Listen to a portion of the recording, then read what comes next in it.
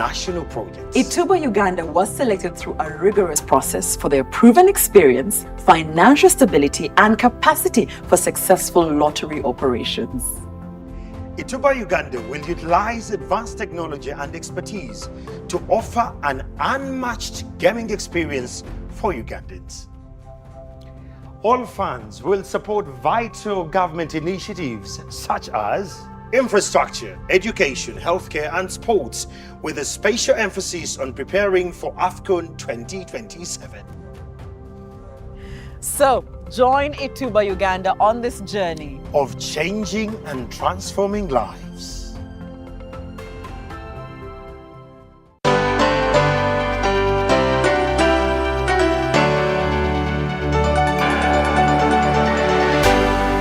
UBC, inspiring Uganda.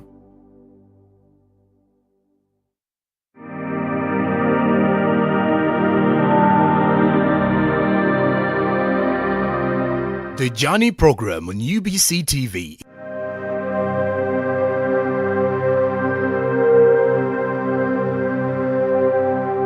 Dear viewers, Tom Tivizuka is my name, working as a General Manager stroke Publishing Manager at Fountain Publishers.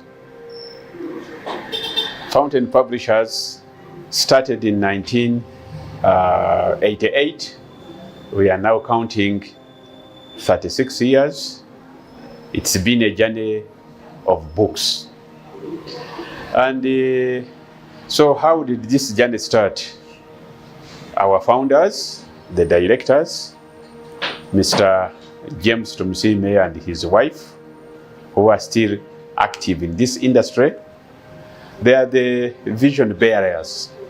They are the ones who had the vision which we have shared in all these years.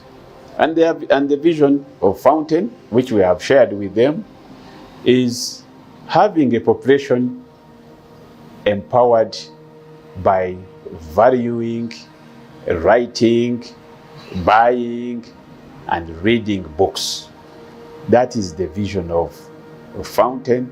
That's what we sleep and dream, having people engrossed in books.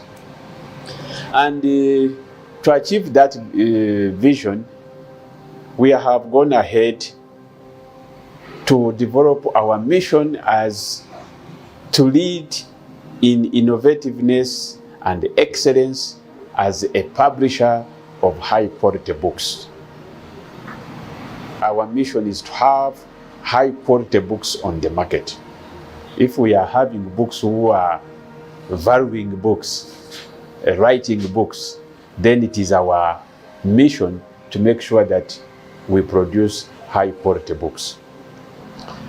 And to achieve that mission, we have our main objectives, our overall objectives, to ensure innovation, to ensure operational efficiency as a publishing house of high quality books. It's quality. Quality is in our blood.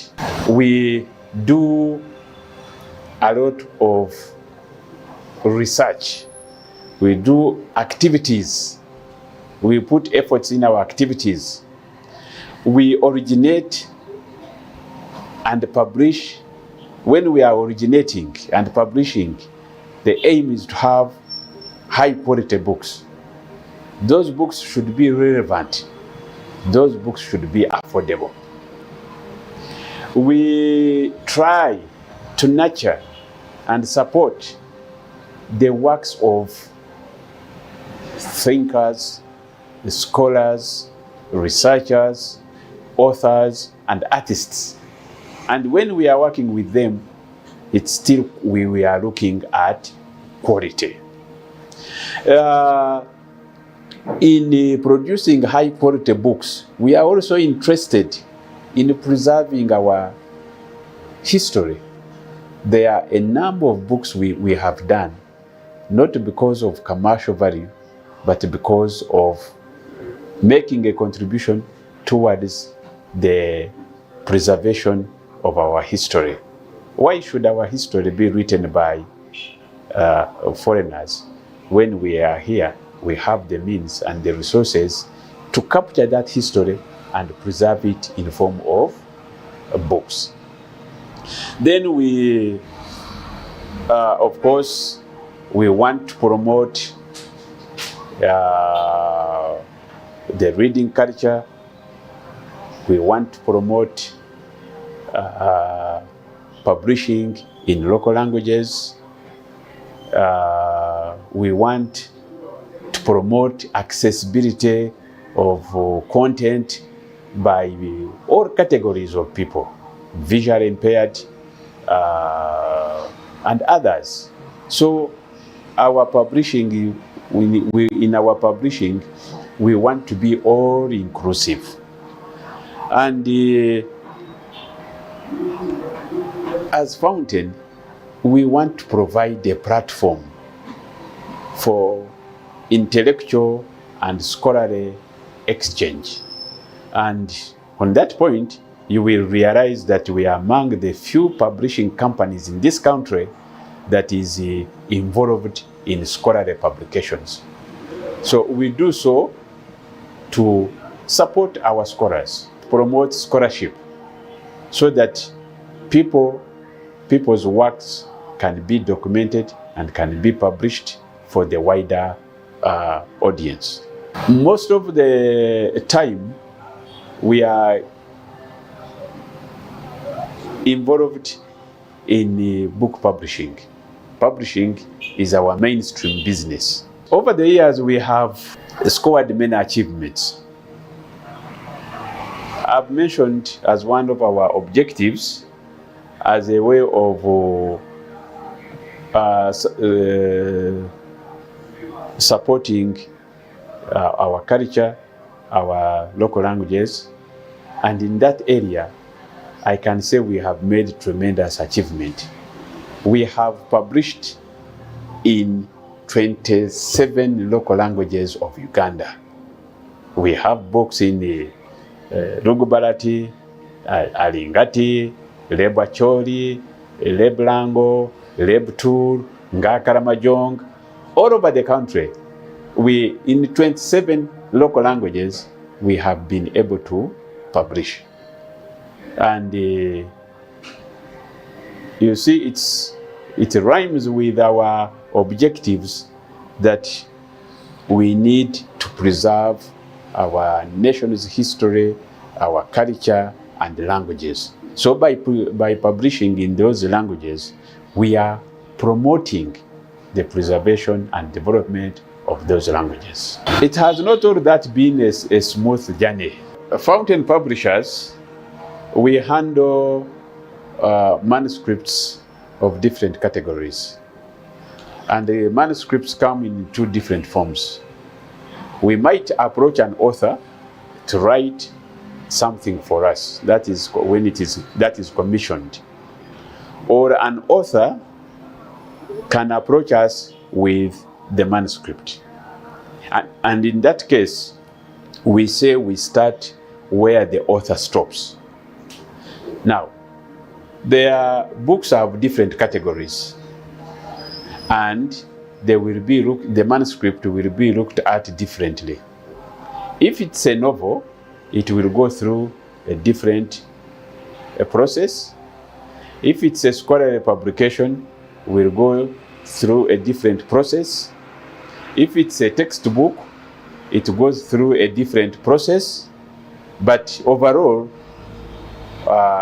the author, if you are an author out there, you need to publish with a Fountain Publishers. Let's say you need to write a novel. You have some research work you want to be published. The starting point is that you must have your own manuscript. When you bring the manuscript, then we take it through the process of evaluation. Are you covering your scope? Are you addressing your audience? When that one is done, we go to editing, we go to proofreading, we go to designing and layout. Depending on the book, we do indexes, and the book is ready. It's a process. In words, it may appear to be 2-3 steps, but in reality, it takes a time. A good writer, let's say, if you are doing a scholarly publication, a good writer is one who has done research about your subject. You address your scope, you address your audience, and you are using current data. Like for those people who are into scholarly publications. And for, let's say, textbook, a good author is the one who can interpret the curriculum, break it down into a textbook. Because we normally have that framework, the curriculum, having the objectives, the expected outcomes. So a good author of a textbook is the one who can study the curriculum, break it down into what we call a textbook. The challenges we have in Uganda about authorship, let's say, we don't have a school of publishing. So most people learn from the job. Most authors we work with are teachers who may not have a background of editing and proofreading. So training them to write and according to the requirements of the curriculum takes a bit of time. Currently, writing for the new curriculum was a bit of a challenge. One, because of mindset. People didn't want to change to the new thinking. They thought it would not work. They thought it was time wastage. They thought you are not giving, if you are not giving content to the learners, how will they learn? Forgetting that information is out there, but what you need to package and guide the learners into presenting their information. There comes in artificial intelligence. This is not the first time we are shaken by technology. Over the years, technology has been changing. Right from the time of later typesetting, we went to desktop publishing, we went to digital products. So artificial intelligence, we are not all that scared. So far we have had some training and we are being advised that the only way out is to study and understand artificial intelligence, AI, and keep pace with it. If you don't keep pace with it and you are left, you will perish. So we have to embrace it, understand it, how it works, and deploy it. Fountain Publishers at 30, that is a time when Fountain celebrated 30 years of existence. Having started in 1988 now, and making 30 years around 2018, it was cause for celebration. By 2018, Fountain had done over 2,500 books. Titles, one by one.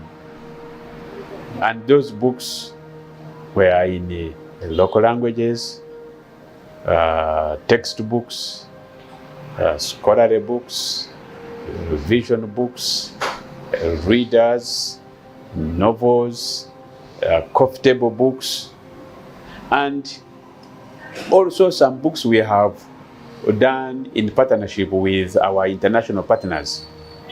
we normally co-publish with the publishers in Europe and in North America. So it was a time of looking back, and you see where we have come from and how far we have gone and what we have achieved. And at 30 years, I would say the founders of this company were not disappointed. One of our first authors goes by the name of Useless Chuka. I think his book, For the Fairest, was among the first books to be published by Fountain Publishers. A novel that was internationally accepted. So when it came to celebrating 30 years, we were looking for people who had that history. We were looking for people who have the memory of how it was when Fountain was starting. And that's how the name of Chuka came up. And Chuka, may his soul rest in peace, he had always been a book enthusiast. He loved books. And I think wherever he is, he must be reading books. We tend to, it has more or less become a slogan that the reading culture in Uganda is poor. Everyone sings that. So I may also have joined the bandwagon to say the reading culture is poor. But all said and done, I think the reading culture is poor. One time I went to India for a book exhibition. Huge halls. You see families coming with packed lunch. Father, mother, children, they buy books. They sit somewhere in a tent and read the books. Go back and pick more. But when we have our book exhibitions here, people are attracted by the music to come and see what is going on. And when you look at our sales pattern, you find when schools are on, that's when the sales are a bit up. During holiday time, we are sleeping, no business. And yet, we have products. We have readers for children. We have readers, novels for secondary. We have novels for adults. We have general books. So, if Uganda was if Uganda had a reading culture, I'm sure we would be busy throughout the year because we have a product for every occasion. But sometimes you print 1,000 copies, it takes you 7 years, 10 years, still selling the 1,000 copies. So the reading culture is still of a challenge. If the government can invest more money in the support of supplementary reading materials, I think the reading culture will improve. This year we are making 36 years. We are still focused on our vision. We are still focused on our mission. We are still focused on our objectives. And we are still focused on the quality books.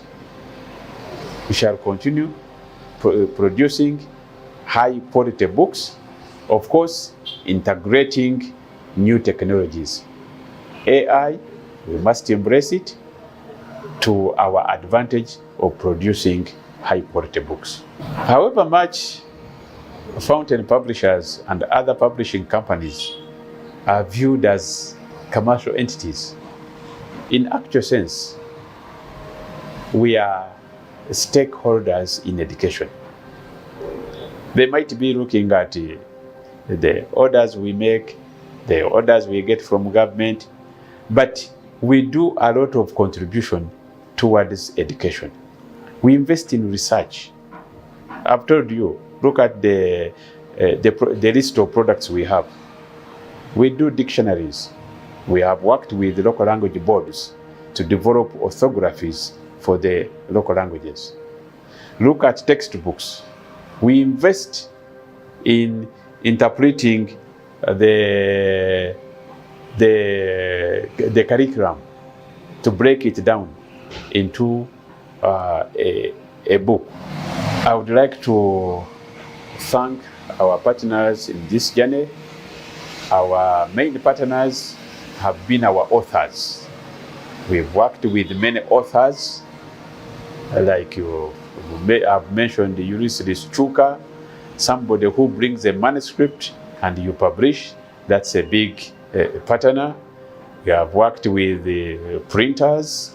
We have worked with the education. We have worked with international organizations like the World Bank. We had an exchange program with them. They trained our editors and they sent our editors to work with us. That was a good experience. Government bodies which have engaged us, and lastly, Uganda Broadcasting Corporation, which has given us this opportunity to tell our story. We are located on Nkrumah Road, Fountain House. We are well known. Once you say Nkrumah Road, Fountain House, plot number 55. I thank you all. May God bless you for God and my country. Abel Bariji is my name. I work with Fountain Publishers as sales and marketing manager. Also in our industry, I also work with the association, Uganda Publishers Association, where I work as a vice chairman. And yeah, that's what I do. So to your question about the products we produce, I think that is derived from our mission and mandate, because as marketing, you remember our vision. Our vision is to have a population empowered to write, read, value, and love books, and that has been our driving factor to what we eventually produced. So to be able to provide that wide range of the population, to ensure that you have products that satisfy the market needs. So that has helped us to deliberately focus on what kind of products we have. So one of the products we have is that we realized, first of all, we have a young population that is growing up, that needs to be empowered, having very many books. So we have children reading books. These are different age groups from pre-primary, nursery, primary, O-level, A-level. So we have all the books for children, and also textbooks. These are curriculum-based textbooks which are evaluated by government and we bidded for, and then we go and see them in schools and produce, and they are curriculum-based to support learning. Yeah. So, but beyond that, education publishing, also because of our mandate, we have also gone into what we call cathedral and stock market publishing. So we have books, scholarly books, for example. We have given a platform to all the nation's thinkers and scholars and people and researchers to be able to share their information and their intellectual views on their country, on so many sectors. So we have produced so many books, scholarly books. We have the best, academia people, Mamdans, Mazuris, all the professors with credible names you can mention here, they have published with us. That debate that books are very expensive, but I want to tell you that our books are very market friendly in terms of prices. We are aware of the economy, we are aware of when the products are high, the the demand becomes low. So, but our books are very competitive. The only areas where I find books a bit expensive are self-published books, because remember, these are people who print few copies within. But for us, we decided to ensure that we manage our prices. So we print in large quantities. We manage the supply chain management, supply chain. So we have our printers globally. We print from India, from Nairobi, so that we are able to bring down the cost of our books. So I think our books are very friendly in terms of prices. Piracy is one of the major challenges in this industry. We have had people produce books and they can't gain economically from the efforts of their creativity because of the pirates. Pirates are people who illegally produce these books in substandard manner and then put them on the market and sell, and they will sell them very cheaply. And so it's been a very big challenge. But the government had put up a law, Copyright and the Neighboring Rights Act 2006, and it has helped us to go after these pirates.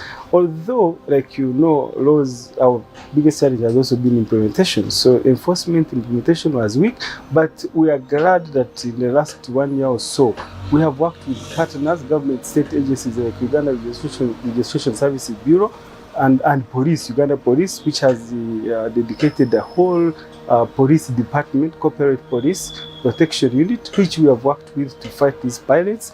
And as you know, this law particularly is being is being reviewed. We have had the stakeholder engagements to capture issues of technology, issues of enforcement, ensuring that enforcement becomes robust, so that whoever is creative and comes out with the creation, they are able to earn, because otherwise it's so discouraging for people to produce and they're not earning from their efforts. The national book policy is another game changer for our sector if well implemented, because most countries have national book policies. What this does is then to lay down the guidelines for the sector. If you know, now you have everybody wakes up and produces a book and puts it on the market. That's why we've had the LGBT kind of content in our schools, because there's no regulation, there's no supervision, there are no processes laid down to have books processes well streamlined. So we've been working with the government, the planning department of Ministry of Education, the IMU instructional material unit, to ensure that we have a national book policy which would guide how the books are developed, how books are sold, how books are distributed, how books how quality is ensured, because you have books that don't last for months. I mean, you have books distributed in schools and they are peeling off, their covers are peeling off because there's no regulation, and so that national book policy is very important, and we hope if implemented together with our partner Ministry of Education, would have solved so many things that affect our market. We have quite a wide range of stakeholders, and we're very proud of them, because without them we wouldn't have been where we are. We've now 36 years of growing strong in publishing, and so they have been very credible partners, and we thank them so much, starting with the main, of course, government of Uganda. I want to thank the leadership of the ministry, political and technical leaderships have been very supportive. We work with them a lot to develop, from the curriculum development, from material development, from supply and distribution, and ensuring that schools have books in the right measure and time. So we have had a number of partners and stakeholders that we want to thank. We want to thank the NGOs that support education, World Vision, Save the Children, UNICEF, to mention but a few, so many of them. We have, of course, our other partners, the schools, the libraries, the religious institutions that have so many schools under them, and we work with them a lot. We have our colleagues in the industry. We have the general public, because we publish for everyone. So every person who is of a reading age who can read is our stakeholder, and we're very proud of them, and we thank them for the support they've given us for this journey we have so far walked. Now we are growing with the physical book sector. We are now exploring the digital market book, because we see some trends growing up. We have schools that have picking interest in e-libraries. That's our future growth strategy now.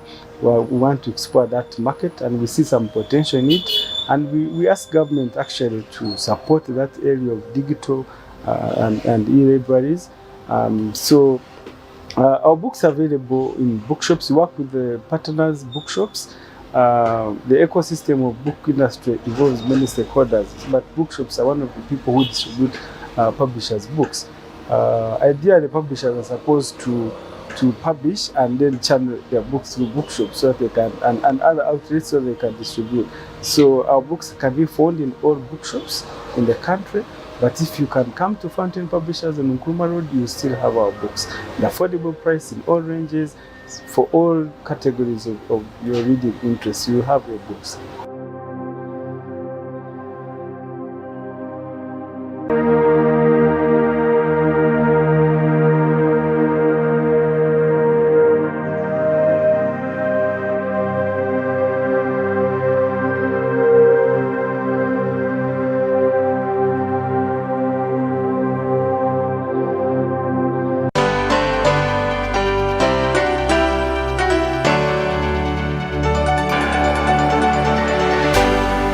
UBC, inspiring Uganda. Faith, love, miracles. International evangelist Daniel Kolenda, successor Reynard Bonke, and a team of associate evangelists will preach at 7 gospel crusades from June 12th to 23rd. Powerful divine deliverance from bondages, yokes, and curses. Salvations, family restorations, and miraculous healings. Kampala, Hoima, Busia, Lida, Ikanga, Gulu, and Bale. This is your time. Come and receive your miracle. Nyati Motion Pictures brings you to Kopamoja, Uganda, the making of a nation. Uganda, as we see today, never had a name. Uganda is something that was created by the British, and the story letter B from Buganda. The battle for protecting the sovereign Uganda was lost in Dokolo. Uganda, fortunately for us, is a conflict.